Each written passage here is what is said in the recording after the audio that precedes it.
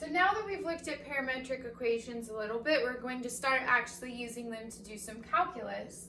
And so here we've been asked to find the first and second derivative of a set of parametric equations.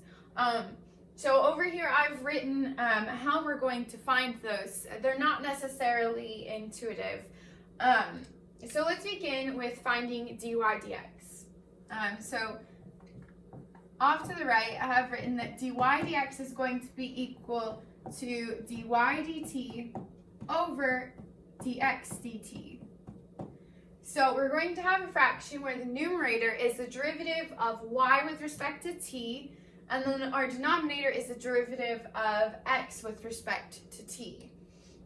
So let's go ahead and do that. So to find the derivative of y with respect to t, we need to use the product rule, and we end up getting sine of t plus t cosine of t. And then our denominator, to find the derivative of x with respect to t, we're just using the power rule, and we get 3t squared plus 6t. So that part was not too bad. It's just simply applying derivatives to our individual equations.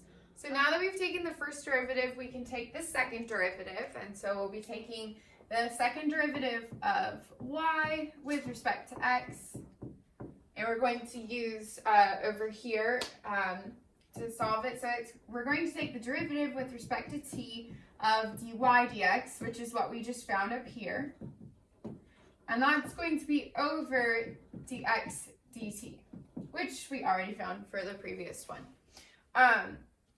And so in order to take the derivative with respect to t of dy dx, we're going to have to use the quotient rule and the product rule. So it's going to be a little messy. So first, to use the quotient rule, we take the derivative of the numerator. So that's going to be cosine of t plus, and then for this portion, we use the product rule. So that's going to be plus cosine of t minus t sine of t. So that's the derivative of the numerator times the denominator, so 3t squared plus 6t minus the numerator, sine of t plus t cosine of t, times the derivative of the denominator, which is going to be 6t plus 6, and that's all going to be over the denominator squared, so all over 3t squared plus 6t quantity squared. Okay, so that's the numerator. Now we've just found d dt of dy dx.